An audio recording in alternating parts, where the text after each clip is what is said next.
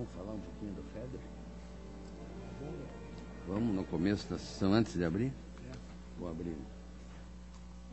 Vamos abrir as comunicações.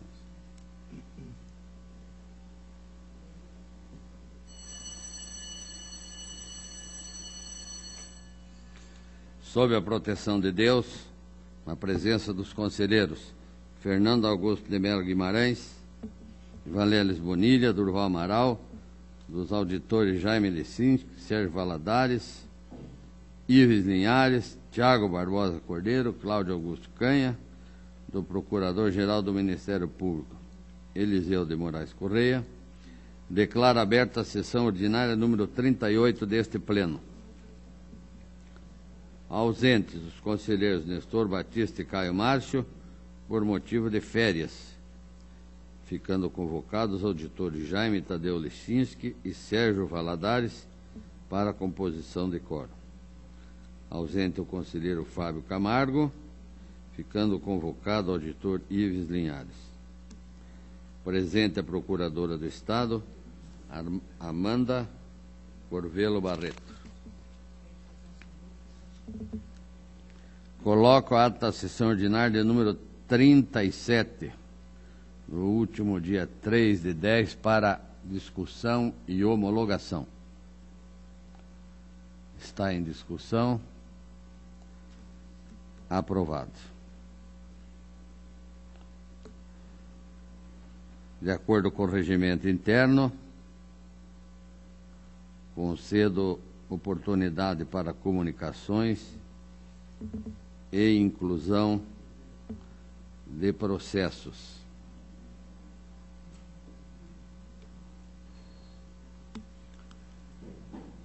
Neste momento, eu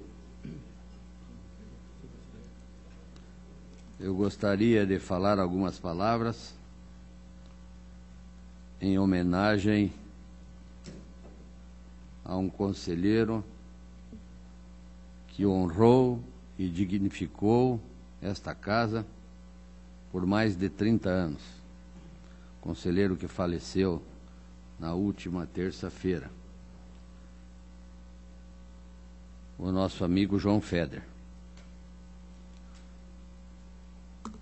Estava lendo na Tribuna do Paraná, de quarta-feira, o articulista Dante Mendonça assim se referiu ao conselheiro João Feder, que ele abriu as portas da Tribuna do Paraná e fechou-as. E agora apagava as luzes e iria falar com Deus. São palavras bonitas, palavras que nos traz desde já um sentimento de lembrança, de recordação, pela magnífica pessoa que foi o Dr. João Feder. Todos sabemos, foi jornalista, advogado, mas gostava mesmo de dizer que era conselheiro do Tribunal de Contas. Tinha honra, orgulho, como todos nós temos, de dizer que era membro do Tribunal de Contas. Recebi várias ligações dos estados, de muitos estados brasileiros, de conselheiros, procuradores, auditores, que tiveram oportunidade de conhecer o Dr. Feder, de trabalhar com ele. Nos congressos era o primeiro que chegava, o último que saía, se dedicava realmente nas teses que deveriam ser discutidas nos congressos e no final ainda se encarregava de fazer as atas. Então realmente era uma pessoa extraordinária que nos deixa fisicamente, mas nos deixa também um grande legado, que é o legado da sua competência, da sua honestidade, do seu trabalho, da sua amizade. Portanto, nós ficamos com esse sentimento do Dr. Feder, essas lembranças, né? Então, em meu nome, porque eu sei que muitos aqui vão se pronunciar, mas com a licença dos demais em nome do tribunal, eu quero que seja enviada à família do Dr. Feder, né, as nossas sinceras condolências e a nossa palavra de conforto, de carinho e de amizade que sempre tivemos com ele. A palavra está livre. Conselheiro Fernando Guimarães. Sim, senhor presidente.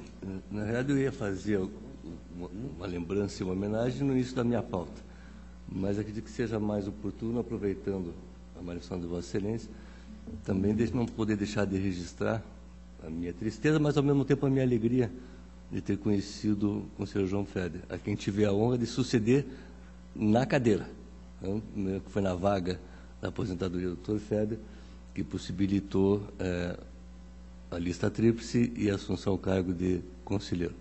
Mas minha relação com ele foi muito forte em nível de procuradoria e de congresso dos Tribunais de Contas. A Excelência falou bem, ele era o primeiro a chegar nos congressos e o último a sair. E se envolvia na organização, ou seja, no congresso como presidente do Instituto Rui Barbosa. E eu me lembro uma passagem, quando procurador, foi levar um livro de presente do Ponce de Miranda, uma edição histórica chamada A Margem do Direito. E ele recebeu bem o livro, ele era literato, etc. Depois de uma semana, ele me procurou, me chamou no gabinete e disse: ó, Fernando, quem com pontes fere, com pontes será ferido. E me deu um outro livro do Ponce de Miranda. Isso demonstra a simplicidade e a profundidade que tinha o conselheiro no trato do intelecto e das coisas do direito. E eu sempre disse, o outro grande culpado de eu aprender a respeitar Rui Barbosa foi o conselheiro João Feder. Nós tínhamos um conhecimento de Rui Barbosa do tempo do Colégio Estadual do Paraná, ou do ensino, hoje ensino fundamental, ensino médio, onde se falava do homem da Águia de Aia, né? Que era como nós conhecíamos o Rui Barbosa, mas não toda a obra e toda a vida e o exemplo que o Rui Barbosa deu em vários campos do conhecimento, direito, jornalismo, etc. Então, eu aprendi e convivia muito com o conselheiro João Feder nessas trocas de informações sobre o Rui Barbosa.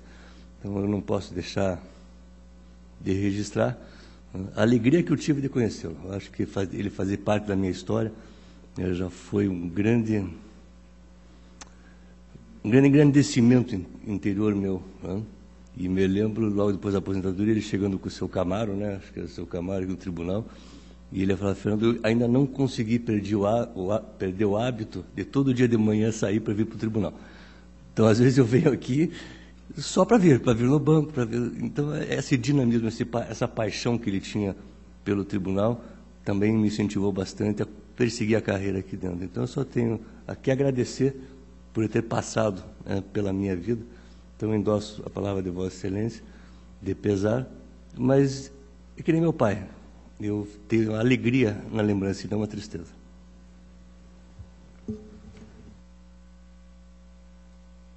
Senhor Procurador. Senhor Presidente, demais conselheiros e conselheiros substitutos que estão nessa sessão plenária, eu quero somar a este voto de pesar o grupo, nós denominamos de colégio, o Colégio de Procuradores do Ministério Público de Contas do Estado do Paraná. E eu faço também com muito carinho, né, porque o conselheiro João Feder era uma pessoa, não diria assim legalista, mas era uma pessoa muito obediente ao ordenamento jurídico. E ele fazia questão de mencionar sempre que ele estava sempre ao lado da lei. Sempre as suas decisões pontuavam a obediência ao disposto na norma legal. Ele até cunhou uma frase que nós lá até achamos um pouco diferente, quando tratavam daqueles efeitos da contagem para aposentadoria. Ele dizia assim, uma norma do Estatuto do Servidor Público, ele dizia, contou para todos os efeitos legais, mas todos os efeitos legais não são todos os efeitos das leis. Então, uma expressão que causava assim, um certo paradoxo, mas que justamente no perfil do conselheiro João Feder se demonstrava esse apego realmente às restrições legais, né? Então, realmente foi uma convivência que tivemos aqui, não foi por muito tempo, né, mas pudemos conhecê-lo na sua integralidade, e realmente uma pessoa muito culta, muito preparada, como já disse, muito apegada ao que dispunha a Constituição, ao que dispunha as leis do país, e principalmente para nós do Ministério Público de Contas, era sempre um aliado, né? Porque o Ministério Público de Contas sempre procura opinar, mas se manifestar de acordo com o sistema normativo brasileiro. E o conselheiro João Feder era um dos companheiros do Ministério Público nas suas decisões. Nem sempre com maioria, mas ele sempre fazia o registro das suas posições, acompanhando o Ministério Público. Então, realmente vai deixar muita saudade, como já deixou pela sua aposentadoria, mas agora com o convívio coartado, né, porque não está mais aqui entre os seres viventes, mas estará aqui sempre na memória de todos nós. Então é isso, senhor presidente. Auditor Jaime Alexins. Senhor presidente, demais membros desse plenário, também quero me somar essa singela homenagem que se faz ao conselheiro João Feder. Eu tive a honra de conhecê-lo quando eu estava iniciando minha vida na imprensa, e ele já estava praticamente naquele momento deixando a imprensa para se dedicar integralmente a esse tribunal, embora ainda mantivesse sua atividade no magistério. Como se sabe, além de um grande jornalista, ele foi durante muitos anos professor de jornalismo na Universidade Federal e também na Universidade Católica, onde ensinou as técnicas de rádio e TV e a disciplina de ética na imprensa. E depois, quando eu cheguei ao tribunal, ele havia recém-saído, mas tive ainda a alegria de conviver com ele em conversas e alguns encontros, eventualmente nos sábados, onde ele gostava de encontrar alguns amigos para o almoço de sábado. Então, também quero me somar nessa homenagem e também dizer que a memória do jornalista, professor e conselheiro João Feder estará sempre presente por tudo que ele representou. Obrigado. Conselheiro Ivan Bonilha. Senhor presidente, apenas eu tive a oportunidade de, no dia do passamento do Dr. Feder, de manifestar aqui na nossa sessão de Câmara, que foi o dia também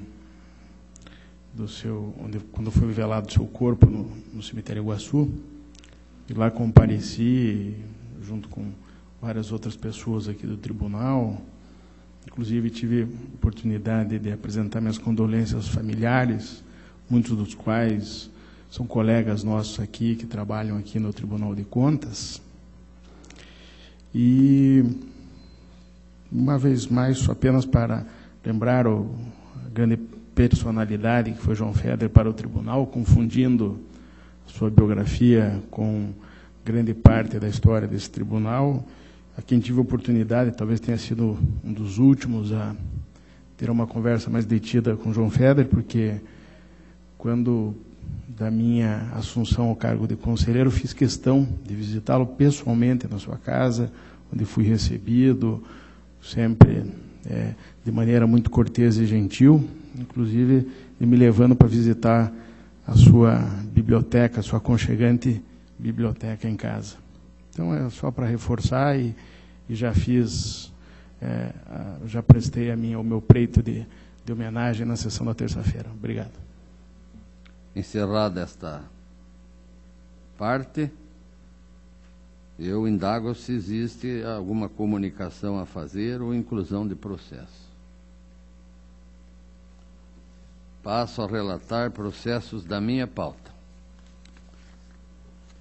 Processo 56398693 é um aditivo de convênio desse tribunal com o Instituto Rui Barbosa, apenas uma alteração de prazo, convalidando o 6º termo aditivo, estendendo o prazo de vigência para 31 de agosto de 2014.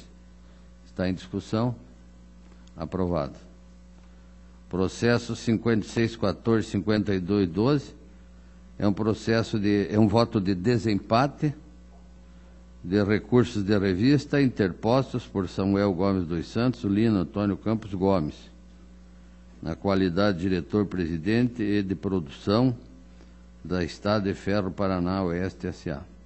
Voto acompanhando as propostas dos conselheiros Nestor Batista, Caio Márcio, Ivan Bonilha, pelo não provimento dos recursos de revista interpostos, mantendo-se integralmente a decisão consubstanciada no acórdão 210112 deste Pleno. Para relato de sua pauta, passa a palavra ao conselheiro Fernando Guimarães. Senhor senhor presidente, antes da pauta, só uma questão tão de ordem, senhor presidente, em função do voto de Vossa Excelência, o conselheiro Nestor, que fez o voto divergente, deverá ser designado o relator para o acordo. Perfeitamente bem lembrado por Vossa Excelência.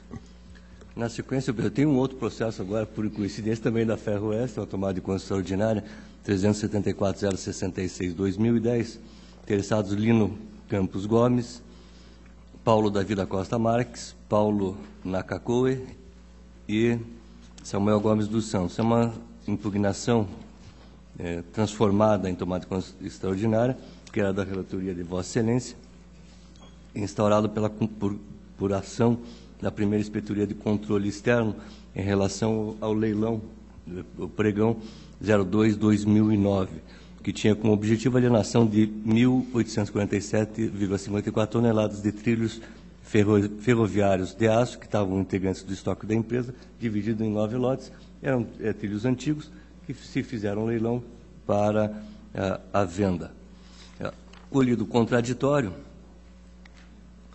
a inspetoria de controle externo, a diretoria constitucional, o Ministério Público manifesta pela procedência parcial da impugnação em relação a todos os itens solicitados, apenas com a exclusão da condenação do leiloeiro de R$ 165 mil, que eram despesas não comprovadas com gastos com a publicação dos respectivos editais.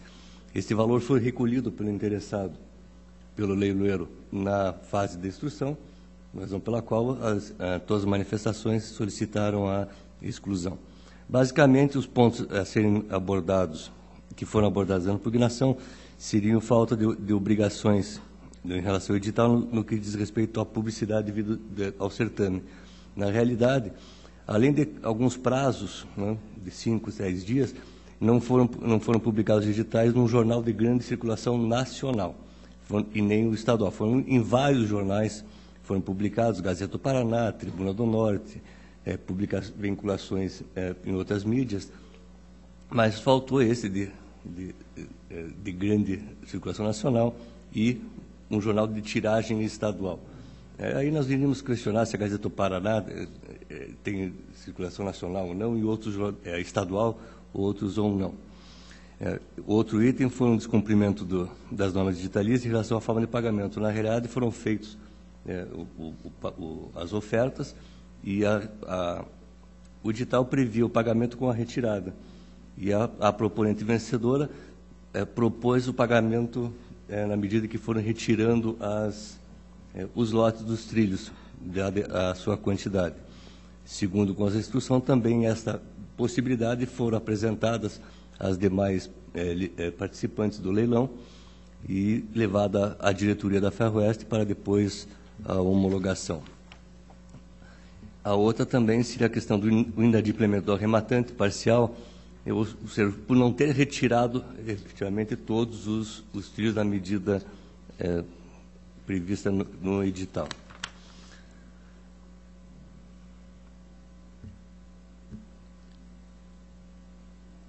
A proposta de impugnação, além das multas, prevê uma multa proporcional ao dano causado ao erário.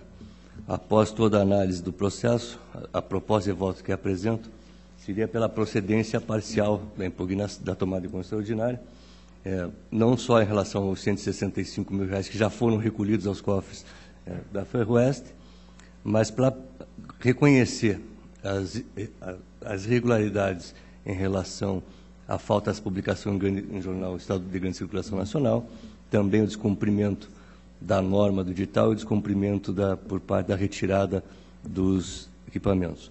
A única discordância é que não ficou, na minha avaliação, demonstrado o dano causado. Na realidade, os bens estão lá, o saldo não pago, foram pagos os valores retirados.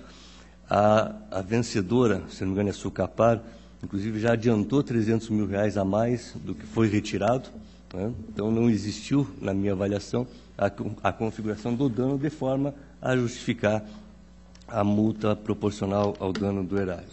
Então, após esse breve resumo, a proposta seria pela procedência parcial, julgando-se irregulares os atos referentes ao edital de licitação número 02/2009, aplicando-se por 2 vezes multa ao senhor Samuel Gomes dos Santos, Paulo Davi da Costa Marques e Lino Antônio Gomes, com base no 87.4G, em função das primeiras irregularidades em relação à publicidade. Por 2 vezes ao leiloeiro oficial senhor Paulo Sitsua Nakagoe, em razão das irregularidades apontadas também nas publicações e na condução do descumprimento das regras do edital, que, repito, não causaram nenhum dano. A única diferença que acrescento no voto é que determino à Ferroeste que promova a conversão do valor pago de R$300 mil relativo ao pagamento do lote número 1, como pagamento das penalidades previstas no edital, nos itens 6.16, 6.17, 6.20, que é o inadimplemento por parte da adquirente, cujas regras e multas estão previstas no edital, e não sendo o valor devidamente corrigido o suficiente, que promova a cobrança e a aplicação de saldo eventualmente existente, se for o caso, com as respectivas medidas judiciais. Este é o resumido relatório e a proposta de voto, senhor presidente. Está em discussão. Votação. Aprovado. Na sequência, o processo 561.452, Vossa Excelência acabou de desempatar. Pré-julgado encontra-se com vistas. Tem uma prestação de contas anual, 240.110/2013, Biblioteca Pública do Paraná, interessado Rogério Pereira, exercício financeiro 2012, diretoria de contas estadual e Ministério Público manifestam pela regularidade das contas, e essa é a proposta de voto, senhor presidente. Está em discussão. Votação. Aprovado. Senhor presidente, eu constava da minha pauta, agradeço a atenção de Vossa Excelência e também do empenho do gabinete, que estamos quase sem processo para a pauta, e também o empenho das diretorias por terem promovido as instruções, as manifestações do Ministério Público nos tempos para agilizar e diminuir o saldo, o passivo processual desta casa. Esta presidência agradece a Vossa Excelência e, para relato de pauta, passa a palavra ao conselheiro Ivan Bonilha. Senhor presidente, demais participantes dessa sessão de pleno, primeiro a pauta da corregedoria e são as comunicações de arquivamento da corregedoria de um processo 58.54.19/11, município de Pinhais, interessados Latina Motos Comércio, Exportação e Importação Limitada, e Marley Bentienho, despacho ao 1324. E da pauta de representações. O primeiro processo é o 42.9430/10, Câmara Municipal de Campina Grande do Sul. Uma representação que foi encampada pelo Ministério Público junto a esta Corte, após notícia de irregularidades trazida por cidadãos, mais de quase uma dezena, a respeito de concurso público desenvolvido no ano 2009, o concurso 01, promovido pela Câmara Municipal do município já citado e pela empresa que foi contratada para efetivar o concurso, Mandato Consultoria Limitada. Entre as alegações, a publicação do edital foi feita entre o dia 24 de dezembro de 2009 e 7 de janeiro, com um lapso de menos de 9 dias úteis, em período de férias e recessos e festividades de fim de ano.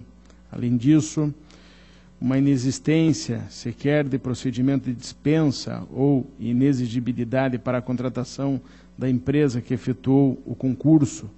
Também uma definição da Comissão Especial de Seleção de Pessoal somente 7 dias após a realização das provas. Também não houve exigência de apresentação de documento oficial de identidade com foto no dia da aplicação das provas. Também utilizou-se ainda da marcação de questões com o X, contrariando os modernos métodos de correção eletrônica, mais ausência de disponibilização do caderno de provas de questões para que os candidatos pudessem corrigir as questões ou ainda oferecer recurso. Falta de caderno de provas em algumas salas, sendo alguns cadernos fotocopiados no momento da efetivação do concurso. A necessidade de taxa, do recolhimento de uma taxa para que se recorresse da correção de provas. E, além disso, a severa dúvida quanto a um estratagema em que se direcionou o concurso a candidatos pré-definidos, em sua maioria servidores comissionados, que já trabalhavam na Câmara Municipal, sendo que, para que se desse um ar de legalidade, se inscreveram pessoas de confiança para serem aprovadas nos primeiros postos, que desistiam das vagas, cedendo aos subsequentes, que seriam os beneficiários pré-definidos. Narrou-se ainda que no dia 15 de julho de 2010 foi publicada a lista de aprovados no sítio virtual da empresa Mandato Consultoria, momento em que teriam se confirmado os boatos de fraude, com a seguinte lista de aprovados e supostos vínculos com a Câmara Municipal. Por exemplo, cargo de assessor jurídico. Há um primeiro colocado, que seria um suposto envolvido, já o segundo colocado já era assessor jurídico da Câmara Municipal, o terceiro também assessor jurídico da presidência da Câmara. Para o de assessor contábil, em primeiro lugar um suposto envolvido e o segundo lugar o então contador da Câmara Municipal. No cargo de assistente jurídico, o primeiro colocado, um residente em Campinas e que ainda por cima era cunhado do diretor administrativo da Câmara Municipal. A segunda colocada também ligada ao prefeito municipal e residente em Florianópolis. Estes abririam mão das suas colocações para que se beneficiasse o sobrinho de um ex-prefeito e o primo do vice-prefeito nessa função.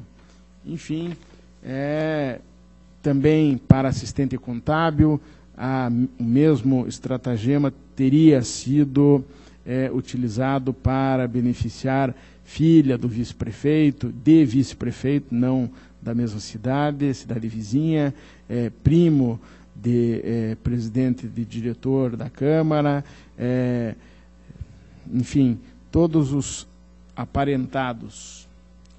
Por conta dessas evidências, o Ministério Público solicitou a concessão de medida cautelar, que foi deferida pelo corregedor, conselheiro Caio Márcio Nogueira Soares, e deferiu a medida, suspendendo os efeitos do certame, bem como de todos os atos derivados. Suspendeu ainda os efeitos do item 13.11 do edital, do concurso em questão, para preservar integralmente, ou seja, para que se pudesse guardar os gabaritos e folhas de respostas dos candidatos.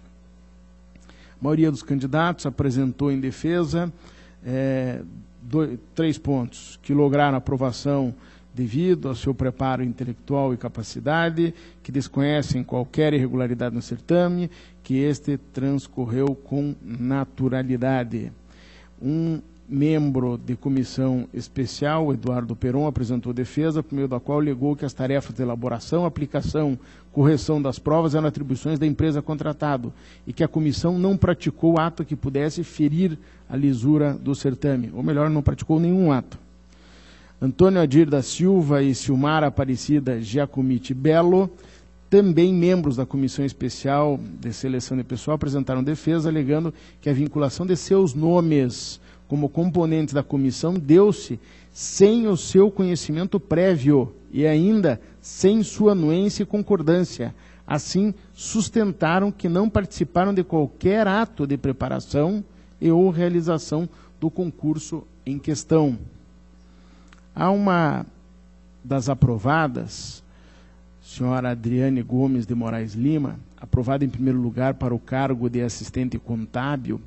Ela apresenta uma defesa em que ela requer liminarmente a revogação parcial da cautelar concedida, buscando afastá-la exclusivamente em relação ao cargo para o qual foi aprovada.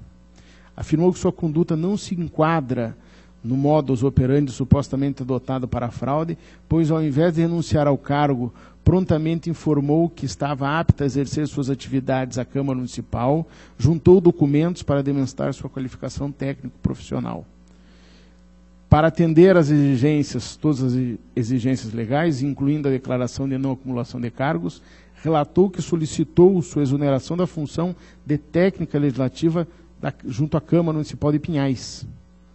A Câmara Municipal de Campina Grande do Sul, por meio do seu então presidente, apresentou defesa, argumentando que o certame pautou-se na lisura, merecendo improcedência a denúncia e a representação.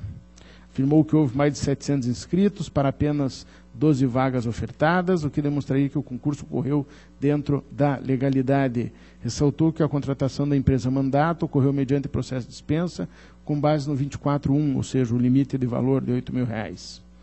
Quanto à Comissão Especial de Seleção de Pessoal, argumentou que foi efetivamente constituída através de servidores públicos efetivos do município, após a requisição ao prefeito municipal e a respectiva indicação sendo publicada no Diário Eletrônico da Câmara em 5 de fevereiro de 2010, não prevalecendo a alegação de que a portaria foi publicada após a realização das provas.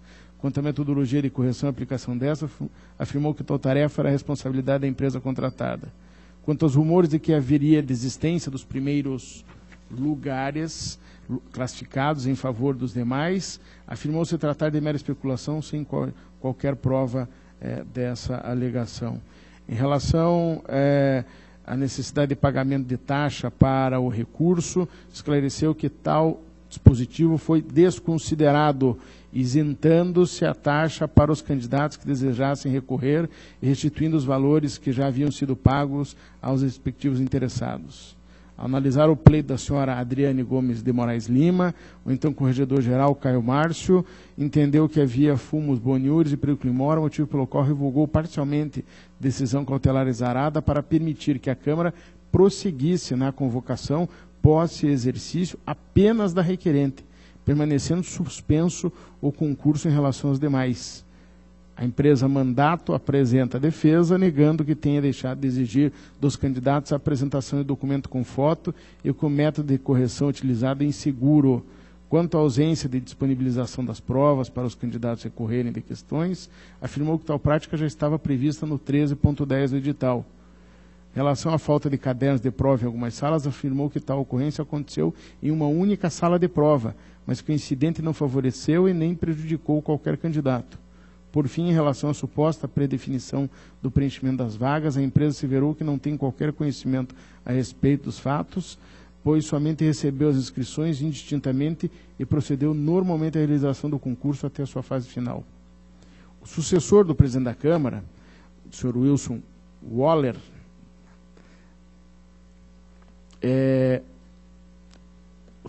o sucessor do senhor Wilson Waller, por sua vez o senhor Eugênio José Zanona, apresentou manifestação por meio da qual informou que o certame teria sido anulado, ou até mostrou publicação. Decreto número 01 de 2011, publicado em 28 de janeiro de 2011, em razão de vícios insanáveis. Quais foram os vícios insanáveis, no entendimento do senhor Eugênio José Zanona? Primeiro, falta de caderno de provas em pelo menos uma das salas e não disponibilização dos cadernos e dos respectivos gabaritos para os candidatos após o término das provas. E, portanto, chega à conclusão que tais vícios macularam de forma insanável o certame em face da inobservância dos princípios constitucionais da igualdade, transparência e legalidade, sendo necessária a sua anulação. Assim, impugnou pela extinção do feito, sem resolução do mérito e o consequente arquivamento da representação. Após essa notícia, a senhora Adriane de Moraes Lima apresentou um novo requerimento, pleiteando, dentre outras providências, a nulidade do decreto de cancelamento ou anulação do concurso, com sua imediata reintegração ao cargo. A DIJUR, aqui do tribunal, opinou preliminarmente pela concessão da medida cautelar que suspenda os efeitos do ato que anulou o concurso público, com a reintegração de Adriane Gomes de Moraes Lima ao quadro funcional. Quanto ao mérito, a unidade entendeu que a representação deve ser julgada parcialmente procedente, sugerindo sanções. O Ministério Público, junto a esta Corte, opinou pela procedência do feito, também com aplicação de sanções, e após estas manifestações, na qual foram levantadas irregularidades além daquelas previstas na inicial, o corregedor, conselheiro Nestor Batista, deu nova oportunidade de defesa à Câmara Municipal e à empresa. Está feita, a Câmara se manifesta por seu presidente, esclarecendo que a medida cautelar proferida por esta Corte apenas autorizava a contratação da senhora Adriane de forma precária, de modo que o ato de posse ficou vinculado à validade ou não do concurso público. Assim, aduziu que não houve qualquer descumprimento de ordem emitida por esta Corte. Argumentou que o direito ao contraditório e ampla defesa para a senhora Adriane foi disponibilizado no momento da publicação do decreto legislativo que oficializou a nulidade do concurso, consubstanciado pelo decreto de exoneração. Tal direito subjetivo estaria sendo exercitado plenamente pela senhora Adriane, que ingressou com ação judicial visando desconstituir o decreto que oficializou a nulidade do concurso. O ex-presidente também se manifestou que não há qualquer fundamento legal para a declaração de nulidade da contratação da empresa mandato, visto que o procedimento licitatório obedeceu rigorosamente ao que está previsto na lei de licitações. A empresa argumentou que foi convidada a firmar contrato com dispensa nos termos do 24 da lei de licitações, visto que o preço dos seus serviços não ultrapassava o valor mínimo de R$8.000. Então, para um concurso de aproximadamente 700 candidatos, como a própria parte admite, se cobrou aí o valor de R$7.500. Diretoria Jurídica e o MP entenderam que as novas manifestações apresentadas não alteraram o que já havia sido concluído por aquela unidade, motivo pelo qual somente ratificaram pareceres já exarados anteriormente. A senhora Adriane apresentou manifestação por meio da qual formulou novos requerimentos, além do pedido de anulação do decreto que cancelou o certame. Tais pedidos foram julgados improcedentes, chegou até a interpor agravo, embargos de declaração, que, a meu ver, foram até conhecidos por essa Corte, que temos acórdãos aqui, enfim.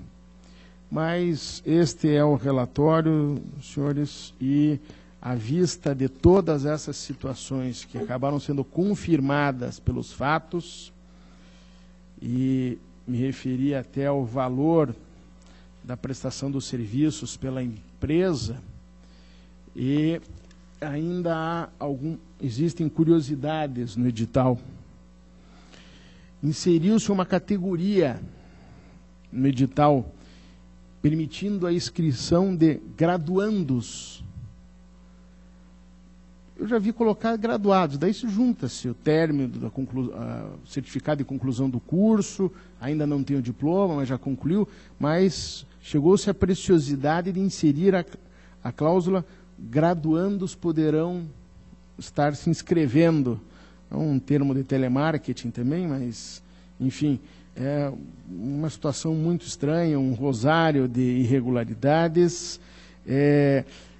E tudo isso finalizando, senhor presidente e demais integrantes da sessão, pelo fato de que as folhas de resposta foram identificadas, pois havia o nome e a assinatura dos candidatos. De tal modo que se pode pontuar as irregularidades em 7 irregularidades. Apenas deixo de determinar a devolução dos valores arrecadados com a taxa de inscrição, porque o decreto que anulou o concurso, em seu artigo 2º, já previu que os interessados em reaver a taxa de inscrição podem gratuitamente solicitá-la. E, então, senhor presidente, diante de tudo que narrei, evidentemente de forma resumida, mas estou sendo acompanhado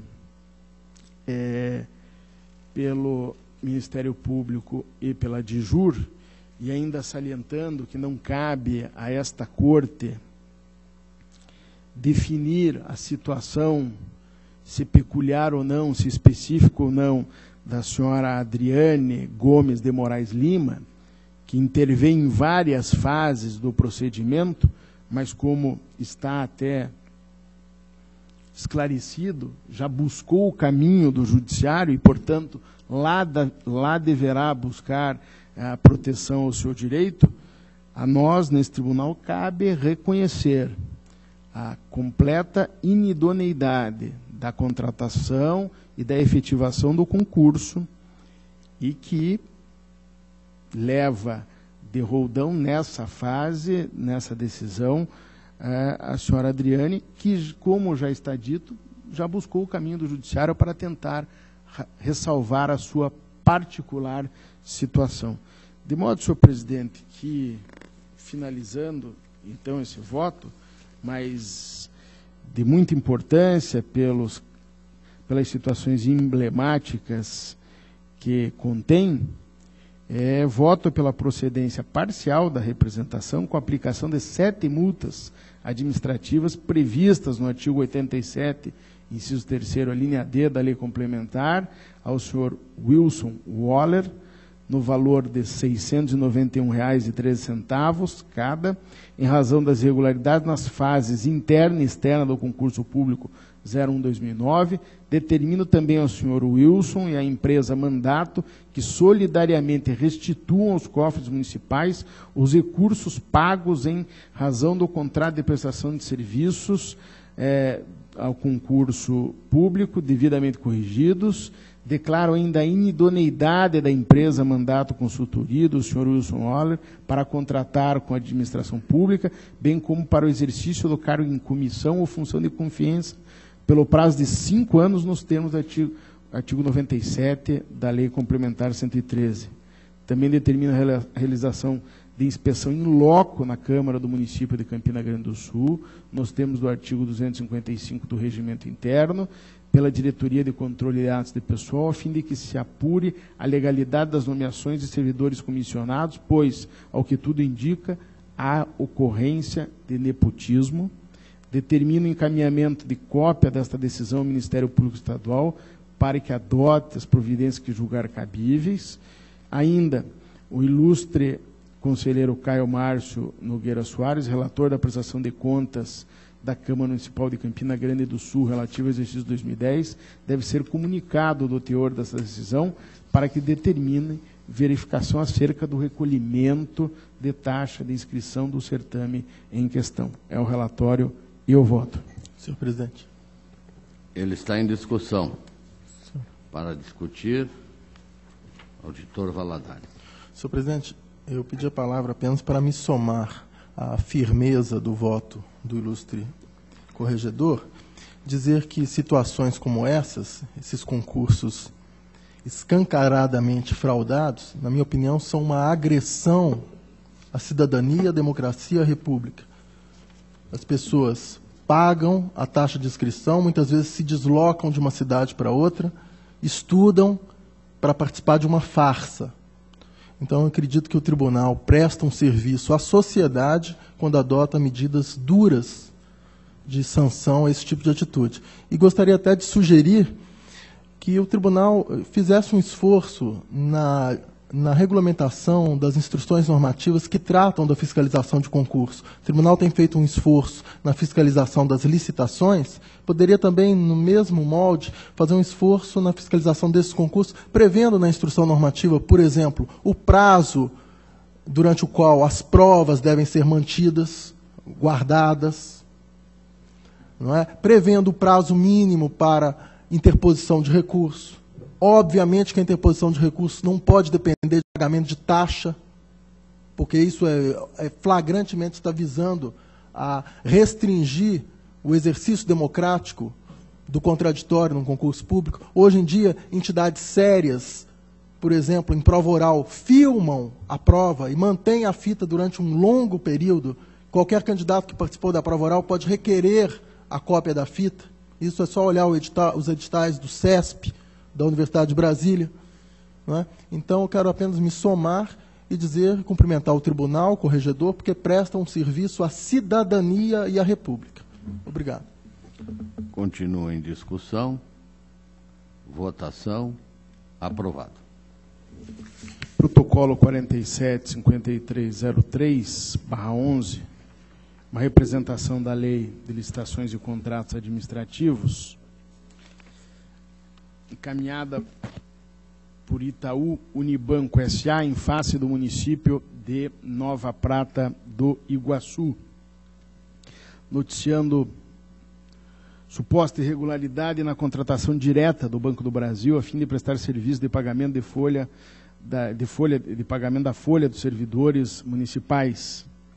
Narra o representante que, ao contratar o município com o propósito de obter informações, ao contactar o município com o propósito de obter informações acerca de possível realização de procedimento licitatório, objetivando a prestação do serviço de pagamento de folha dos servidores, tomou conhecimento de que a municipalidade contrataria diretamente o Banco do Brasil por meio da prorrogação em 12 meses do instrumento contratual celebrado em 1º de agosto de 2006, que teria o prazo de vigência de 60 meses.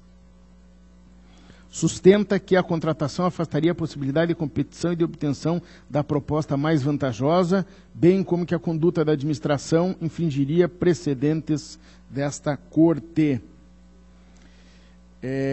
Em defesa, o município de Nova Prata do Iguaçu e o senhor Rubens Foleta, então prefeito, aduziram que a contratação do Banco do Brasil obedeceu aos ditames legais, bem como que a relação entre servidores e instituição bancária não pode sofrer interferência da administração pública. Já o atual gestor, o senhor Adroaldo Felder, após ser oficiado, juntou aos autos cópia do contrato firmado com a instituição financeira e afirmou que, por equívoco, não foi realizado processo licitatório na modalidade dispensa para a contratação do Banco do Brasil, que, todavia, não gerou dano ao erário. DCM opina pela procedência da representação com aplicação de multa ao ex-prefeito, responsável pela prorrogação indevida do contrato. Sustenta a unidade técnica que o contrato de 2006 esgotou o prazo de vigência em 1º de agosto de 2011 e não estariam presentes os requisitos legais que autorizariam sua prorrogação. Ainda entende pela necessidade de licitação para escolha da instituição financeira responsável pela gestão da folha de pagamento dos servidores, de modo que sugere a determinação de realização de licitação para a contratação de Serviços Bancários. O Ministério Público junto ao TC também se manifesta pela procedência da representação e pela aplicação da multa sugerida pela DCM. A questão objeto desses autos reside na possibilidade e obrigatoriedade de a administração realizar licitação para a contratação do serviço de gestão da folha de pagamento dos servidores, haja vista que os depósitos bancários referentes à remuneração não constituem disponibilidade de caixa e, portanto, podem ser gerenciados por instituição financeira não oficial. Nesse sentido, cabe registrar que esta Corte já apreciou o tema, decidindo pela possibilidade de licitação para a escolha de instituição financeira para pagamento de servidores do município, desde que fique assegurado o direito de opção por conta bancária em instituição diversa, livre de ônus, conforme Acordo 1057/2007 do Pleno desta Corte.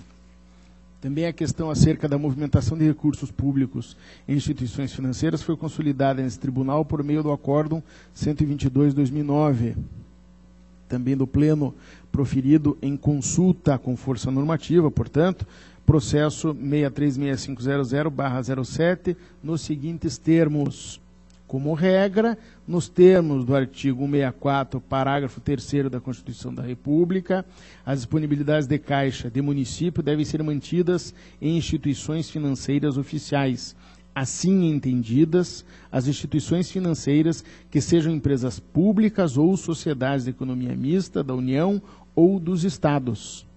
Inexistindo agência de instituição financeira oficial no município, deverá ser realizada licitação, nos termos da lei federal, para selecionar a instituição financeira em que serão mantidas as disponibilidades financeiras municipais, desde que haja agências de mais de uma instituição financeira privada. Assiste direito a ente público contratar instituições financeiras para a gestão de folha de pagamentos mediante a oferta de sua exploração econômico-financeira ao mercado por meio de licitação.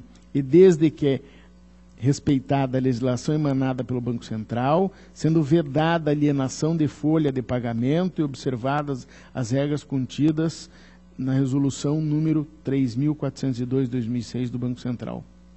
Pela redação mencionada, resta evidente a possibilidade de realização de processo licitatório para o serviço de pagamento de folha dos servidores. Conforme bem fundamentou a DCM, a execução da folha de pagamento gera diversos encargos bancários à administração, de modo que, em nome dos princípios da eficiência, economicidade e isonomia, deve-se optar pela instituição bancária que adote menores encargos.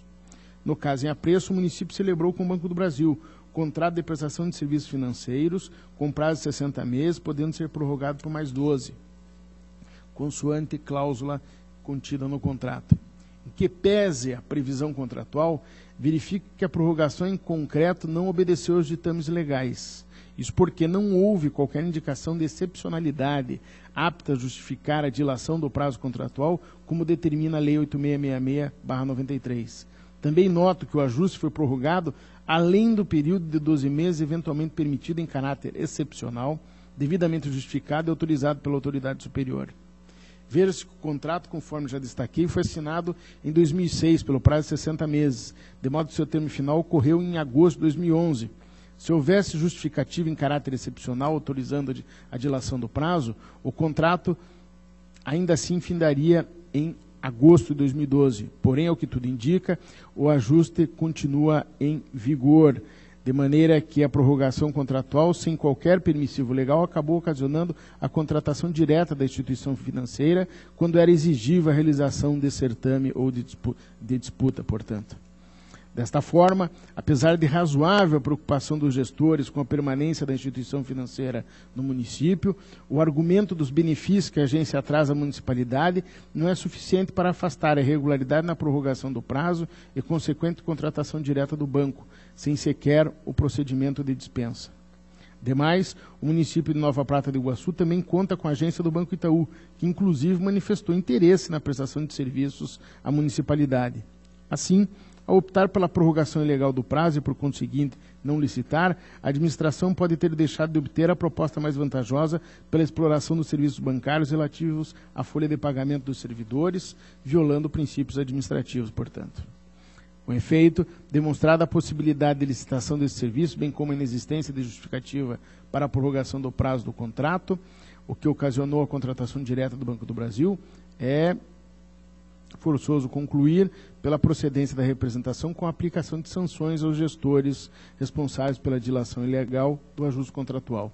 Diante do exposto, voto pela procedência da presente representação com aplicação de multa prevista no 87.4, a linha D da lei complementar, individualmente ao senhor Rubem Miguel Folleto e ao senhor Adroaldo Hofelder, no valor de R$ 1.382,28, cada, em virtude da contratação de serviços sem adequado processo licitatório.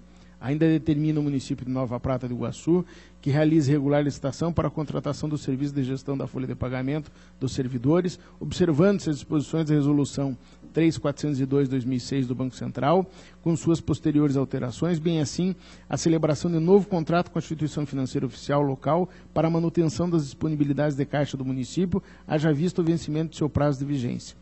Relatório e voto. Senhor presidente. Está em discussão. Senhor presidente.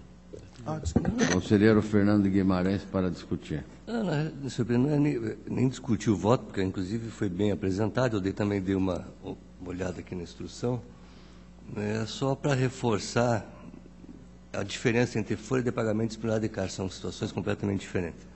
Então, para a folha de pagamento, eu acho que nem dispensa de licitação poderia ser adotada, porque não se trata de disponibilidade de caixa, e sim a prestação de serviços. Podemos até discutir disponibilidade de caixa, o que é, e o que é banco oficial. Eu entendo que o banco oficial, se for interpretado, no social economia mista também não entra, só a Caixa Econômica, que é a empresa pública. Eu acho que a ideia da Constituição de banco oficial é outra, mas não vamos discutir isso agora. Eu queria só deixar um registro, porque como se trata de uma prorrogação, de nova licitação, eu tenho certeza que o Banco do Brasil vai procurar, como procurou essa presidência do tribunal na época, dizendo que não entraria em licitação nenhuma, porque eles são banco oficial e pode ser contratado por dispensa. E acho que não é o caso. O Banco do Brasil, para efeito de folha, né, não tem esses privilégios. Então, só esse destaque, porque eu tenho notícia que isso faz parte do comércio, né? Se intitulam, e no tribunal, eles, bem claro, disseram, não participamos em licitação. Podemos ser contratados direto. E eu disse, eu não vou contratar direto, vamos fazer a licitação. Então, apenas essa ressalva, senhor presidente, porque nas prorrogações tem um detalhe interessante aqui nesse contrato do município. Além de ser contratado direto, o município se comprometeu a ceder o imóvel para o Banco do Brasil instalar sua agência. Quer dizer, que então é onerosa para o município mais ainda, e não, hoje em dia, como os bancos concorrendo no mercado até pagam para ter a folha em pagamento ao órgão público. Então, só esse registro, senhor presidente. Auditor Sérgio Valadares. Obrigado, senhor presidente. Senhor presidente, peço desculpas, mas eu não posso deixar de falar nesse processo porque, pelo menos, me esforcei. Não sei se fiz um bom estudo, mas me esforcei para fazer e deu origem ao Acórdão 718/2006. Estive nos anais da Câmara, lá no SEDOC, pesquisei os debates da Constituinte, que geraram esse artigo 64, parágrafo 3º da Constituição. Estive no Banco Central, conversei com o pessoal responsável, ainda que informalmente, eles fazem questão de ressalvar isso. Olha, Sérgio, estamos te recebendo aqui, mas qualquer consulta oficial que seja feita pelo órgão, pelo Tribunal de Contas, etc. Mas estive lá, conversei com as pessoas. É um assunto que, e eu continuo estudando esse assunto. O Acórdão 718 definiu, pelo menos naquele momento, que entidade privada, entidade pública, são as sociedades de economia mista e empresas públicas controladas pelo poder público. Agora, um item que eu quero chamar a atenção e gostaria, se for possível, que o relator, se for possível, acatasse, é o item 6 do Acórdão 718. Cabe ao servidor público, como consumidor e usuário da rede bancária, inserido no sistema concorrencial de livre mercado, indicar à administração a instituição financeira por ele selecionada em que receberá os seus pagamentos, sem qualquer ônus para o servidor. Porque a instrução do Banco Central, que regulamentou a conta salário, ela prevê claramente que é o órgão que tem que adotar todas as previdências. Eu digo isso por quê, senhor presidente? Porque um órgão realiza a licitação, um banco vence, e aí coloca uma fila, inclusive de pessoas idosas, que já são aposentados, uma fila na agência bancária, porque todos eles têm que ir lá regularizar a sua chamada conta-salário. E é óbvio que nessa presença sofrem, muito possivelmente, um eventual aliciamento para que não só abram a conta-salário, mas que abram uma conta corrente. Então, senhor presidente, há casos, por exemplo, em que pessoas aposentadas, mais velhas, têm que ficar na fila, e qualquer que seja o servidor deve simplesmente indicar para a administração a conta em que deseja receber. Não pode ser imputado ao servidor nenhum ônus. Eu não vou aqui me alongar, eu tenho, quer dizer, poderia falar sobre isso 2 horas, mas eu vou apenas frisar esse aspecto, é que cabe ao servidor indicar, sem qualquer trabalho ele tenha que ter, sem qualquer percalço, sem ter que entrar em fila, sem ter que fazer nada. Indica para a administração onde quer receber e pronto. Eu gostaria, se fosse possível, que fosse enfatizado esse item 6 do Acordo 718/2006. Continua em discussão, senhor Senhor relator. presidente, eu até fui buscar aqui. Eu inseri um parágrafo sobre isso no meu voto que acabei de ler. Não sei se Vossa Excelência se recorda. Vou ler de novo aqui. Nesse sentido, cabe registrar que esta Corte já apreciou o tema, decidindo pela possibilidade de licitação para escolha de instituição financeira para pagamento de servidores do município, desde que fique assegurado o direito de opção por conta bancária em instituição diversa, livre de ônus, conforme Acordo 1057/2007, Tribunal Pleno, processo 44.1650/06, que a ementa diz assim: licitação para escolha de instituição financeira para pagamento de servidores e fornecedores do município, possibilidade desde que a eles reste assegurado o direito de optar por conta bancária em instituição diversa, livres de quaisquer ônus.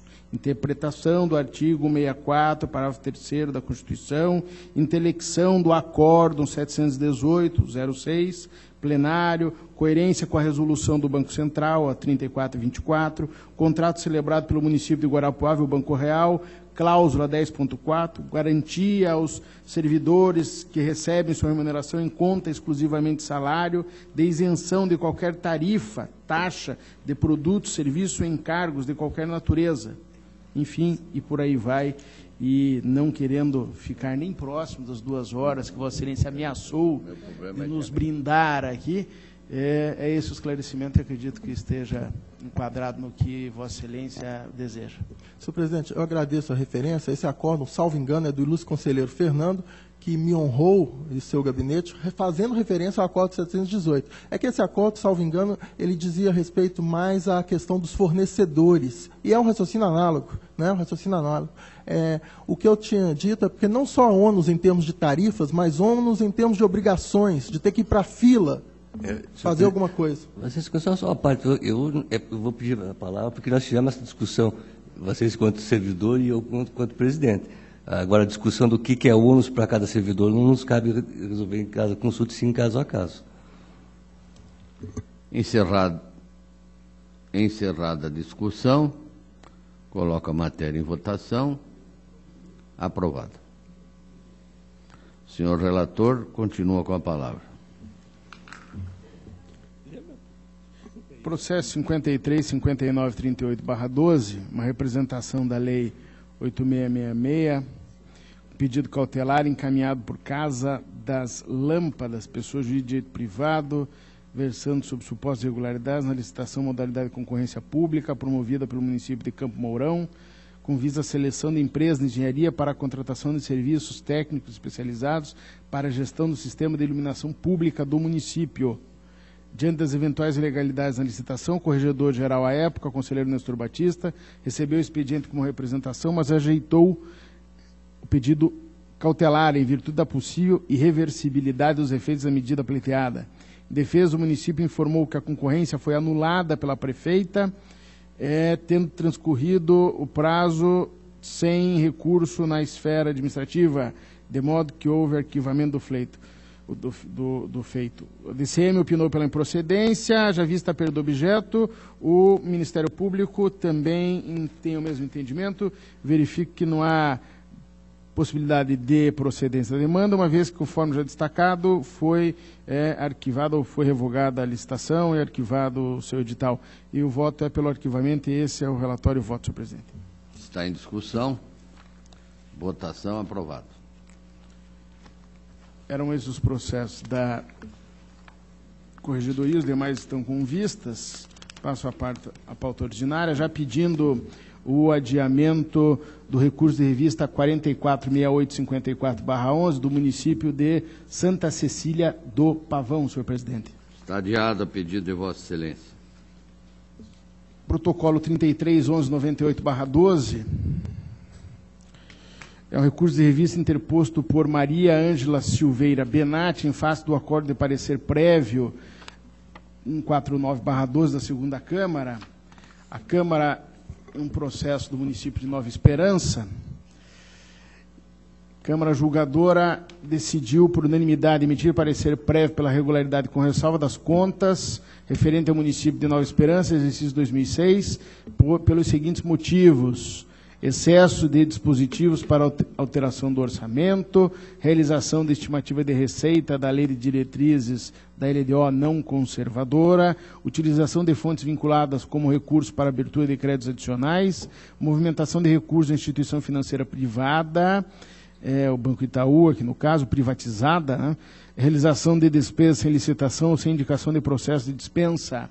Ainda, transferência de recursos da atenção básica ao Consórcio Intermunicipal da Saúde, descontrole contábil nas fontes de recurso 101, o Fundef, e 102, o outro 40% do Fundef.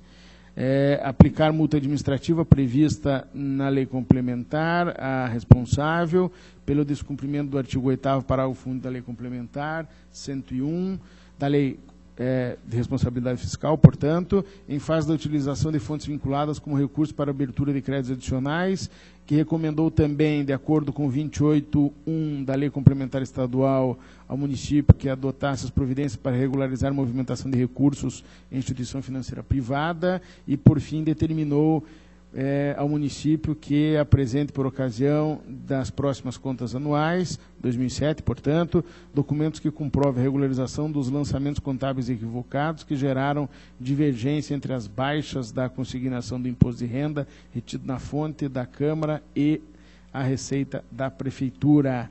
Em razões recursais, o recorrente pleiteou que o provimento do recurso, com a consequente reforma da decisão do acórdão, para que sejam excluídas as ressalvas apontadas, assim como as demais medidas impostas.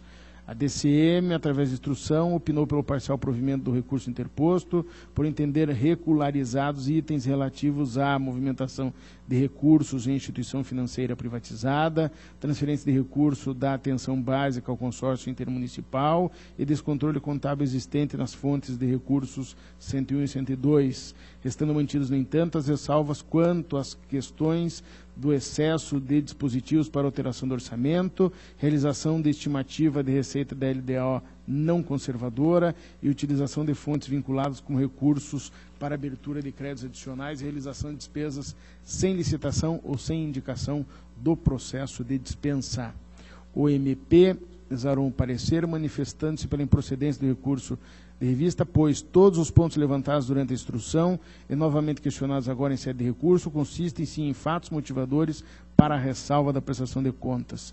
Este é o relatório e o recurso merece ser conhecido, pois presentes requisitos de admissibilidade, adequação procedimental, objetividade, legitimidade e interesse. Após detida a análise das justificativas em relação a cada uma das ressalvas, a DCM entendeu que restaram regularizados alguns itens e, à vista do que foi apresentado e das intervenções tanto da DCM, senhor presidente, quanto do Ministério Público, acolhendo manifestação da unidade técnica, entendo que devem ser afastadas as ressalvas referentes à movimentação de recursos em instituição financeira privatizada, a transferência de recursos à atenção básica e o consórcio intermunicipal de saúde e o descontrole das fontes de recursos 101 e 102, mantendo-se as demais ressalvas apontadas no acórdão recorrido. Assim, diante do exposto, acolhendo integralmente a opinativa da DCM, voto pelo conhecimento e parcial provimento do recurso de revista interposto para efeito de afastar ressalvas em relação aos seguintes itens: movimento na instituição privatizada, transferência de recursos da atenção básica ao consórcio de saúde, descontrole contábil das fontes 101 e 102 do Fundef, mantendo-se as demais disposições do acórdão recorrido no que diz respeito às ressalvas quanto às questões referentes ao excesso de dispositivos para alteração do orçamento, realização de estimativa da LDO não conservadora, utilização de fontes vinculadas com recursos para abertura de créditos adicionais e realização de despesas sem licitação ou sem indicações de processo de dispensa, a aplicação de multa administrativa e expedição de recomendação e determinação ao município. É o relatório e voto, senhor presidente. Está em discussão a proposta do senhor relator. Em votação. Aprovado. Senhor presidente, era o que tinha para a pauta de hoje, agradeço. Esta presidência agradece a Vossa Excelência. Passa a palavra ao conselheiro Durval Amaral.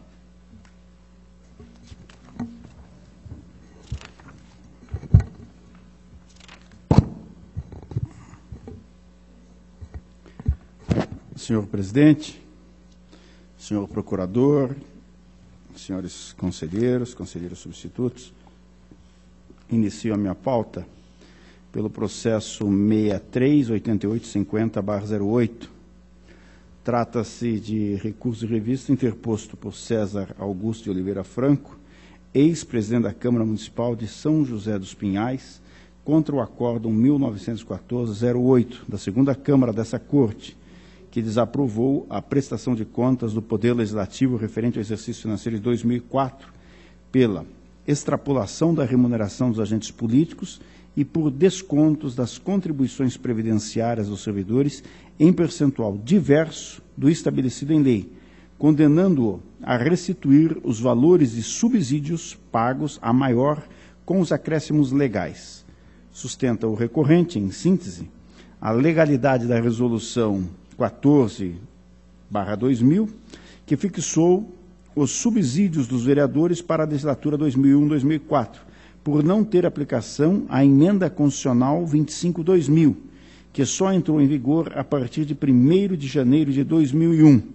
Alternativamente, postula a retificação dos valores a serem devolvidos em função dos reajustes concedidos aos servidores públicos nos 4 anos da legislatura, partindo-se do limite imposto pela referida emenda no valor inicial de R$ 3.104. Argumenta também que a diferença de percentual sobre as contribuições previdenciárias dos servidores resulta da alteração normativa introduzida pela Lei Municipal 521/04, que o majorou de 8% para 11%, bem como da alteração da sua base de cálculo, que passou a incidir sobre a remuneração passível de incorporação para aposentadoria e pensões e sobre o 13º salário. Em primeira manifestação, a Diretoria de Contas Municipais opinou pelo provimento parcial do recurso, tão somente para a redução dos valores dos subsídios a serem restituídos, ante a permissão de seus reajustes em 6,27% no exercício 2001 e seguintes, anteriormente vedada por essa Corte, partindo-se do valor de R$ 3.000, fixado como teto máximo em função do valor dos subsídios dos deputados estaduais em 50%. Entendeu, no entanto, que a desaprovação das contas deveria ser mantida, não só pela extrapolação na percepção da remuneração pelos vereadores, como também pelo desconto de contribuição dos servidores em percentual divergente do estabelecido em lei. O Ministério Público de Contas acompanhou a instrução da unidade técnica e opinou pelo provimento parcial do recurso, mantendo-se a desaprovação das contas. Posteriormente, o recorrente apresentou cópia da Lei Municipal 33/94, alterada pela Lei 521/04, que majorou o percentual de recolhimento dos descontos previdenciários dos servidores de 8% para 11%, apontada como causa das diferenças das contribuições previdenciárias. Em sua derradeira manifestação, A DCM manteve seu posicionamento anterior, aduzindo que a legislação anexada não contemplou qualquer regra de transição para a recomposição dos déficits previdenciários apurados pelo regime atuarial, o que tornou exigível a cobertura da diferença dos valores no mesmo exercício em que foi editada, com o qual houve a concordância do Ministério Público de Contas. Primeiramente, no que tange aos valores e aos subsídios dos vereadores para a legislatura 2000 e 2004, esses deveriam ter sido fixados na legislatura precedente e calculados na forma preconizada pela Emenda Constitucional 2500, publicada em 15 de fevereiro de 2000, que teve sua eficácia a partir de 1º de janeiro de 2001, não podendo, portanto, ultrapassar o limite percentual proporcional ao subsídio dos deputados estaduais, de 50%, e a população do município, na forma fixada no artigo 29, conforme reiteradamente tem decidido essa Corte. No entanto, dos valores a serem restituídos, deverá ser abatido o percentual de reajuste de 6,27%, concedido em 2001 e aplicável nos exercícios seguintes, na forma já calculada pela Diretoria de Contas Municipais. Com relação aos descontos das contribuições dos servidores em percentual diverso do estabelecido em lei, o recorrente sequer se preocupou em apresentar documentos e demonstrativos da alegada alteração da base de cálculo, da qual deveriam ser excluídas as verbas que não se incorporassem à aposentadoria. Não há também qualquer comprovação de que a majoração da contribuição não devesse ser aplicada no mesmo exercício, conforme foi bem apontada pela DCM. E tanto na instrução quanto na fase recursal não foi anexada qualquer prova ou mesmo indício de prova que pudessem invalidar as conclusões da respeitável decisão recorrida. Assim, acompanhando as manifestações da Diretoria de Contas Municipais e do Ministério Público, voto pelo conhecimento do recurso em revista, ora apreciado, e dou-lhe parcial provimento para reduzir apenas o valor do montante dos subsídios a serem restituídos, conforme cálculo apresentado pela DCM, mantendo-se a decisão recorrida de desaprovação das contas pelos seus jurídicos e legais fundamentos. É o relatório e voto. Está em discussão. Auditor Cero Valadares para discutir. Senhor presidente, essa questão da emenda, da eficácia da emenda constitucional número 25, já foi discutida aqui algumas vezes, e eu me lembro que houve até uma sustentação oral, e, salvo engano, o tribunal, naquela oportunidade, deferiu aquele pleito que foi feito no sentido de dar uma interpretação mais favorável aos vereadores dessa emenda 25. Eu estou vendo o sinal de todos aqui dizendo que não. Há uma informação aqui do senhor procurador que não, que é o caso de Umuarama, né, que não foi deferido. Era um outro, houve uma sustentação oral, inclusive do próprio vereador, não foi nem por advogado. Doutor Sérgio, se Vossa Excelência me permite, apenas aquele caso era do princípio da anterioridade. E aqui o que se fala é do limite que passou a viger com a emenda 25, que já estaria vigente no exercício hora em referência. E essa interpretação me parece que nunca foi questionada. Aquilo era questão da necessidade de votação do subsídio dos vereadores antes da legislatura. E isso sim o Supremo tinha, como Vossa Excelência até bem lembrou na ocasião, uma interpretação diferente. Mas aqui a aplicabilidade da emenda 25 ao exercício de 2004, me parece que essa matéria nunca foi questionada, salvo engano. Tá, senhor presidente, eu vou por hora me curvar ao entendimento e depois farei uma análise ainda melhor para minha consciência mesmo, mas por hora estou satisfeito, agradeço aos esclarecimentos. O senhor procurador com a palavra. Senhor presidente, senhor relator, eu apenas estava verificando que neste processo haverá devolução de valores pelos vereadores. E recentemente recebi uma decisão do Tribunal de Justiça do Paraná, em que ele anulou a decisão do Tribunal de Contas, porque aos vereadores afetados pela decisão não foi estendido o contraditório. Acho até que era da relatoria do conselheiro substituto Ivens, né? Então, neste caso, como consta da relação processual apenas o presidente da Câmara, eu tenho um certo receio de nós darmos cabo nesse processo com esta imputação e, posteriormente, termos de ver aí o processo anulado eventualmente. Embora essa questão tenha sido bastante discutida aqui no tribunal, a respeito da extensão do contraditório e ampla defesa àqueles que são afetados pela decisão. Em princípio, é o presidente o ordenador da despesa. E, nesse sentido, é ele que responde pelas contas. Mas, como há uma imputação de devolução de valores, tem sido interpretado pelo Judiciário essa necessidade de os próprios vereadores comporem a relação processual. Então, só indagaria se nós manteríamos essa posição ou converteríamos, eventualmente, o recurso em diligência para a citação dos vereadores. Senhor presidente, se Vossa Excelência me permite, eu gostaria de pedir vista. Está atravessando aí, Serginho. Há um pedido de vistas do auditor Sérgio Valadares, não havendo manifestação contrária, vista concedida.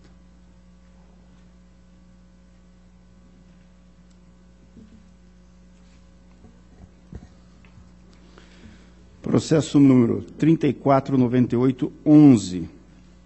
Encerra os autos, recurso revista interposto em face do acórdão 3418-10 do Tribunal Pleno, que houve por bem julgar parcialmente procedente pedido de representação formulado pelo Ministério Público junto a esse Tribunal de Contas, reconhecendo irregularidades havidas na utilização irregular de cargos em comissão, em dissonância com o artigo 37, inciso 2 e 5 da Constituição Federal.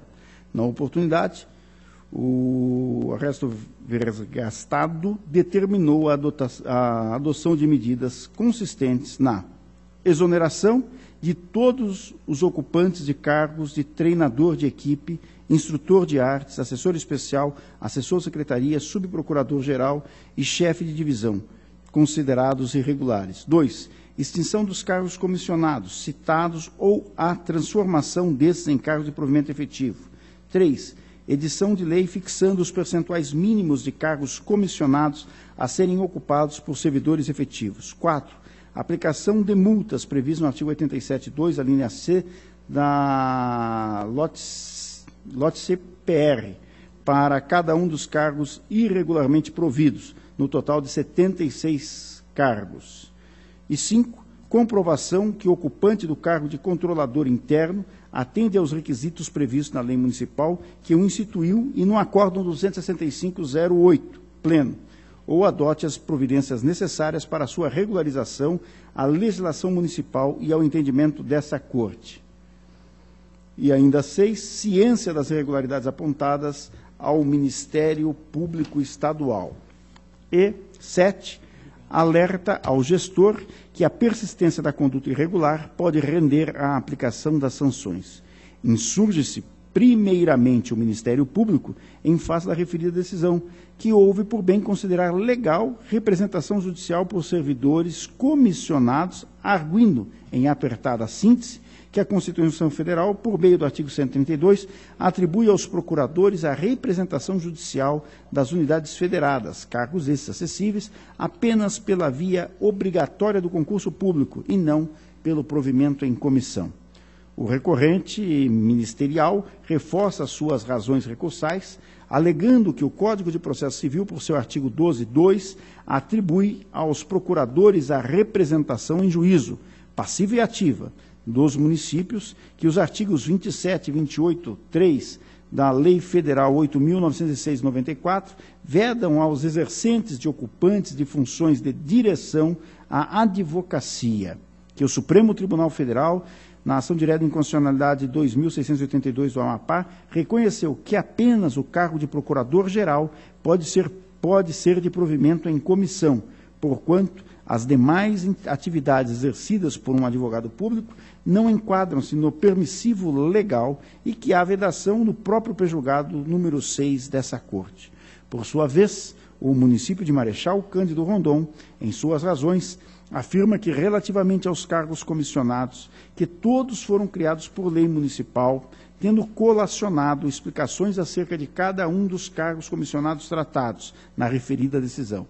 relativamente ao percentual de cargos comissionados a serem ocupados por servidores efetivos, destacou o recorrente que não existe lei municipal que dispõe sobre percentuais mínimos, embora existam servidores de carreira ocupando cargos em comissão nesta municipalidade, e que não há critérios objetivos para a fixação de tais percentuais. Ademais, no concernente ao controle interno, afirmou que cumpriu a determinação contida na decisão combatida. Por fim, contestou a aplicação das multas, defendendo a regularidade do provimento dos cargos em comissão e pugnando pela reforma da decisão para manter os titulares dos cargos comissionados afastando as respectivas multas. Ainda contrarrazoando o pleito ministerial, a municipalidade aduz que a Constituição Federal prevê a possibilidade de contratação de cargos em comissão e esta prerrogativa não veda a contratação de advogados, devendo ser guardada atenção às limitações impostas pelo artigo 37, inciso 5. Analisando o feito, a diretoria jurídica opinou pelo provimento do recurso ministerial, arguindo que, aspas, a interpretação conjunta da Constituição Federal, artigo 132, do Estatuto da Ordem dos Advogados do Brasil e do Código de Processo Civil, em seu artigo 2, inciso 2, do artigo 12, inciso 2, bem como da jurisprudência de nossos tribunais, leva efetivamente à conclusão de que a representação do município em juízo é prerrogativa dos procuradores efetivos e do procurador-geral, que, como exceção, pode ocupar o cargo de provimento em comissão. Fecha aspas.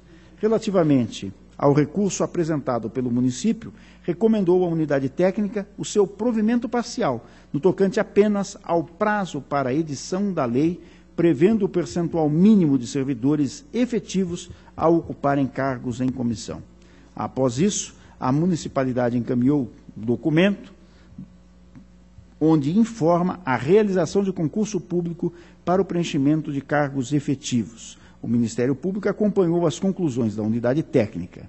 Na tentativa de sanear as irregularidades apontadas no decisum objurgado, a municipalidade encaminhou documentação onde colaciona legislação municipal que ajustou a estrutura de pessoal ao requerido no acórdão recorrido. Em face da juntada de tais documentos, determinou-se a oitiva da Diretoria de Controle de Atos de Pessoal e do Ministério Público, os quais mantiveram suas anteriores posições. Por derradeiro, a municipalidade apresentou informações complementares e documentos que apenas demonstram a reestruturação do quadro de servidores do município, os quais não afastam as irregularidades demonstradas no acórdão recorrido. Quanto ao voto. Primeiramente, cumpre conhecer da irresignação ministerial para dar-lhe provimento, eis que essa Corte deixou explicitamente assentado, por meio do prejulgado número 6, seu entendimento acerca das hipóteses em que se admite o provimento em comissão para o cargo de assessor jurídico. Abstrai-se da referida decisão que a função de advogado deve ser provida, primeiramente, de forma efetiva, pela via obrigatória do concurso público, admitindo-se, excepcionalmente, seu provimento em comissão para o assessoramento direto do chefe do Poder Executivo, não podendo o mesmo atender ao poder como um todo. Nesse passo, não se pode pretender que a existência de 4 cargos de subprocurador-geral se adequaria à orientação jurisprudencial dessa Corte, não se destinando a cargo de chefia, assessoramento e direção. Admite-se como coerente a existência de um único cargo de advogado com tais características ligado diretamente à autoridade máxima do Poder Executivo, que seria a figura do Procurador-Geral. Hipóteses outras, que não esta, desabordariam do admitido por essa Casa. Nesse sentido, tendo em conta que, por força do artigo 404 do Regimento Interno do Tribunal de Contas do Estado do Paraná, o prejulgado tem caráter normativo e será aplicado sempre que invocado no exame processual, impõe-se, obviamente, o reconhecimento de que o pleito ministerial está impregnado de razoabilidade a autorizar seu provimento. Relativamente ao recurso apresentado pelo município, o mesmo admite o seu conhecimento e o seu parcialmente provimento, nos estritos termos apontados pelo Ministério Público e pela unidade técnica, no concernente apenas à concessão de prazo de 6 meses para a edição da lei municipal, fixando o percentual de cargos comissionados a serem ocupados por servidores efetivos. No que tange aos outros pontos levantados, verifica-se que a própria matéria devolvida à análise dessa Corte pela interposição do recurso perdeu seu objeto, eis que a própria municipalidade extinguiu alguns dos cargos sobre os quais pendia a pecha de inconstitucionalidade, não é? São os cargos de assessor especial, assessor de secretaria, assessor especial de habitação, treinador de equipe e instrutor de arte. No entanto, subsistem os seguintes cargos em comissão declarados irregulares no presente processo: subprocurador-geral, 4 vagas, e chefes de divisão, 64 vagas. Frise-se que, mesmo na hipótese de extinção de todos os cargos considerados irregulares, tal não se afiguraria hábil a afastar as irregularidades que foram efetivamente praticadas e reconhecidas por essa Corte como inconstitucionais. Em verdade, a extinção dos referidos cargos é matéria restrita à execução da decisão combatida, a ser apurada após o seu trânsito em julgado. Destarte, acompanhe integralmente a Diretoria de Controle de Atos de Pessoal e o Ministério Público e voto pelo conhecimento de ambos os recursos, dando-se provimento ao recurso ministerial para consignar a impossibilidade de representação judicial dos municípios por servidor detentor de cargo em comissão, ressalvada a capacidade postulatória do Procurador-Geral, e provimento parcial do recurso do município, concedendo-se prazo de 180 dias para edição da lei, prevendo percentual mínimo de servidores efetivos a ocuparem cargos em comissão. É o relatório e voto, senhor presidente. Está em discussão. Votação. Aprovado. Processo número 12.123/13. Senhor presidente. Pela ordem, conselheiro Fernando Guimarães. Na verdade, eu verifiquei esse processo agora e vi que trata de um assunto momentâneo, que são a questão de serviço de saúde pública. E agora que eu, graças a Deus, estou livre das amarras de suspeitas pessoais, eu gostaria de solicitar a vista, senhor presidente, porque eu quero me dedicar a votar, a estudar no cenário atual qual que é a melhor forma de atendimento à saúde pública pelos poderes públicos, dadas as dificuldades que estamos vendo no dia a dia. Então, acho que agora estou bem à vontade, né, para fazer esse estudo e aproveitar que o gabinete está em dia, não tem quase mais serviço, né? Então, solicito vista se o conselheiro relator não se opuser. Não há oposição. Não Sem havendo oposição. manifestação contrária, vista concedida ao conselheiro Fernando Guimarães. Processo número 255347/13, trata-se de prestação de contas da Minerais do Paraná, Sociedade Anônima, Mineropar, relativo ao exercício 2012.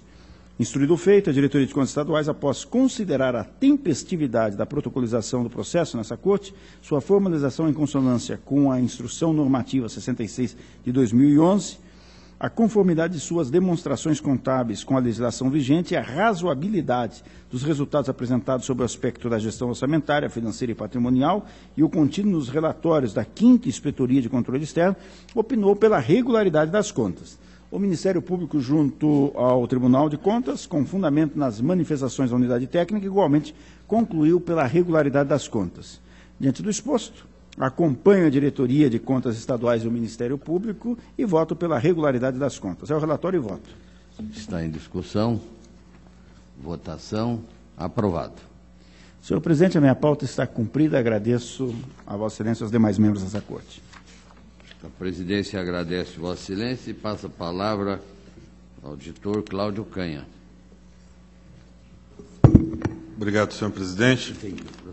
Tem em pauta recurso de revista 20502709, interposto pela senhora Lilian Elizabeth Grusca, liquidante da Companhia de Desenvolvimento de Apucarana, em face de acórdão de 2009 da Primeira Câmara, que julgou irregulares as contas do senhor Genésio Bellarmino Isidoro, referentes àquela companhia, ora em liquidação, exercício de 2004, tendo em vista 2 motivos. O primeiro, a inadimplência de obrigações fiscais junto ao FGTS e a Previdência Social, e a outra irregularidade referente a cheques a compensar não demonstrados na conciliação bancária.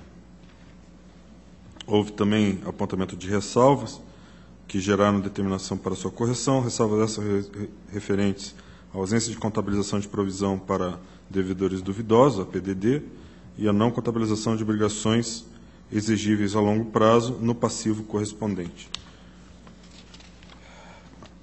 Analisado o recurso pelos setores da Casa, os pareceres foram uníssonos pela reforma parcial, mantendo-se a irregularidade das contas, em face da manutenção da irregularidade referente aos cheques que não constam da conciliação bancária. Senhor presidente, em síntese, em sede recursal foram trazidos os documentos faltantes que geraram as irregularidades e ressalvas em primeira análise desta Corte. Os documentos foram apresentados e, quanto a isso, eu acompanho os pareceres e também acompanho os pareceres quanto à manutenção da irregularidade, tendo em vista que a recorrente limitou-se a refazer as mesmas alegações que foram feitas na instrução anterior e não trazendo qualquer documentação que corroborasse as alegações. Como tem o brocardo jurídico, quem alega sem fundamentar é o mesmo que não alegar, eu também acompanho os pareceres, senhor presidente, e integralmente acompanhando os pareceres antecedentes, proponho que o colegiado conheça do presente recurso para, no mérito, dar-lhe provimento parcial, reformando-se o Acordo 715 de 2009 da primeira Câmara, mas mantendo-se a irregularidade das contas do senhor Genésio Belarmino Isidoro, tendo em vista os cheques a compensar não demonstrados na conciliação bancária, no valor superior a R$16 mil. É a proposta. Apenas comunico que o auditor Cláudio Canha está compondo o quórum em substituição ao auditor Ives Linhares neste processo. Está em discussão. Senhor presidente, gostaria apenas de um esclarecimento do ilustre relator. Sérgio Valadares. Obrigado, senhor presidente. Apenas um esclarecimento.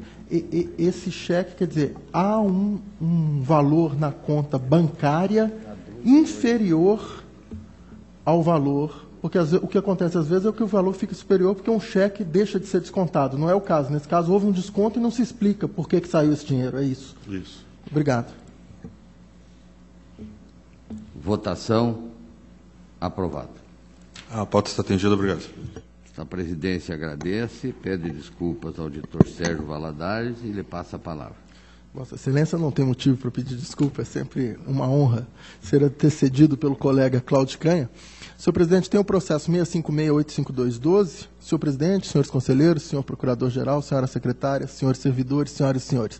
Processo 656.85212, que trata de pedido de rescisão acumulado com pedido liminar proposto pelo senhor Valdenir Mecchia, presidente do Centro de Atendimento Especial à Criança de Paranavaí, criança e adolescente de Paranavaí, no exercício de 2008, em face do acórdão 130112 da primeira Câmara, pelo qual este tribunal julgou irregulares as contas do ora recorrente, do ora peticionário, em razão do inadimplemento de contrapartida, bem como pela ausência de restituição ao Tesouro Municipal de saldo de convênio anterior. O Tribunal Pleno, mediante acórdão 411-13, segundo o voto apresentado pelo ilustre conselheiro substituto Iden Scherper Linhares, indeferiu o pedido liminar. Naquela sentada, o motivo que me pareceu determinante foi porque não estaria caracterizado o cerceamento de defesa, caracterizado pela citação inválida. Apreciando o mérito, a Diretoria de Análise de Transferências analisa as falhas constatadas na presente prestação de contas e salienta que já foram tratadas anteriormente por meio da instrução 117111. Primeiramente, a diretoria afirma que os recibos apresentados não possuem valor legal para a comprovação do ingresso da contrapartida obrigatória, tendo em vista o elevado número de irregularidades contidos na prestação de contas. Desorganização, sobretudo desorganização documental. É questionada também a alegação da entidade quanto à percepção de apenas R$ 196.884,20, enquanto o repasse informado nos presentes autos é de R$ 212.524,23. A unidade técnica alega que a argumentação é incompatível com a tese de ingresso de contrapartida suficiente, representada caracterizada por serviços prestados, o que poderia fundamentar o questionamento da idoneidade dos recibos apresentados. A unidade técnica impugna ainda o Decreto Municipal 10.668/2008, vez que, no entendimento da unidade técnica, esse decreto afronta os princípios da irretroatividade da lei, da moralidade e da impessoalidade. Só esclarecendo, esse decreto é posterior ao convênio e permite que a contrapartida seja feita mediante serviços e doação de alimento. Conclui a diretoria de análise e transferência que os requerentes não comprovaram de maneira eficaz suas alegações, razão pela qual opina pela total improcedência do pedido de rescisão, mantendo integralmente o acórdão 1301/12 da primeira Câmara, ou seja, mantendo a irregularidade das contas com aplicação de multa e ressarcimento. O Ministério Público corrobora a manifestação da unidade técnica, peça 23. Esse é o relatório. Com autorização do plenário, passo ao voto. Tendo em vista as impugnações apresentadas pelo responsável, passo a dispor sobre os pontos relevantes do presente convênio. Primeiro, objeto do convênio. Por primeiro, deve-se esclarecer o objeto do ajuste sob análise, qual seja, manutenção. Só uma questão de ordem. Pela ordem, conselheiro Fernando Guimarães. Só perguntar ao conselheiro relator se Vossa Excelência vai apresentar a preliminar de conhecimento ou não do pedido. Porque Vossa Excelência está enfrentando o mérito. E eu queria colocar a preliminar de não conhecimento, porque aqui não tem fato novo, pelo menos porque eu li no relato de Vossa Excelência. Não tem fato novo, não tem apontado erro na decisão, porque nós estamos pedindo de rescisão, não recursal. Eu confesso a Vossa Excelência que no meu voto não tem nem escrito a preliminar, digamos assim, os requisitos de admissibilidade do pedido, porque isso já tinha sido feito anteriormente, inclusive na preliminar, aqui eu não tenho. Mas, salvo engano, pelo que eu me lembre, um dos fatos novos que ele trouxe foi esse decreto. Ele disse, olha, em relação à contrapartida, há um decreto do município que autoriza que a contrapartida seja feita por meio de serviços. Sim, mas ele é posterior, né? Agora, eu confesso a Vossa Excelência que alguém poderia me socorrer com pedido de vista, porque realmente eu não trouxe a preliminar. Eu não trouxe. Não, eu ia só vista afirmar não, vista solicitada, senhor presidente. Estou com o cacuete da presidência ainda. Vocês têm vista assim. Porque ao pedido de vista do conselheiro Fernando, mas antes. Eu apenas ia esclarecer a Vossa Excelência que o decreto é de 2008 e as contas são de 2007. Então, obrigado. Mas eu agradeço, então, porque eu realmente não trouxe aqui detalhadamente as questões de admissibilidade. Eu agradeço, então, se for possível, o pedido de vista. Vista concedida ao conselheiro Fernando Guimarães. Obrigado, senhor presidente. Era o que tinha a relatar. Agradeço a atenção de todos. Esta presidência também agradece a todos. E antes de encerrar a presente sessão, eu quero lembrar e convidar a todos que logo mais, às 16 horas, estaremos colocando a foto do ex-presidente, conselheiro Fernando Guimarães, na Galeria dos Ex-Presidentes. Quero convidar a todos para este ato. Conselheiro Ivan Bonilha. Senhor presidente, eu gostaria... Pela ordem, Vossa Excelência tem a palavra. Obrigado. Eu gostaria... Eu anotei até aqui o nome da pessoa e também eu gostaria de registrar o voto de pesar pelo passamento do ex-deputado estadual e ex-deputado federal constituinte, Darcy Deitos, que faleceu no dia de ontem na cidade de Campo Mourão, deve ter sido colega de vocês na Assembleia, uma pessoa boa e exerceu grandes cargos, a começar por compor a Assembleia Nacional Constituinte. Então, eu gostaria de registrar o voto de pesar pelo falecimento de Darcy Deitos. Está registrado, acredito que todos nós somamos a Vossa Excelência, e eu solicito à senhora secretária que seja encaminhado à família esse voto de pesar em nome de todos os membros deste plenário e do Tribunal de Contas, por que não? Nada mais havendo a tratar, encerro a presente sessão, ficando marcada uma próxima para dia 17/10 no horário regimental. Levanta-se e apresenta.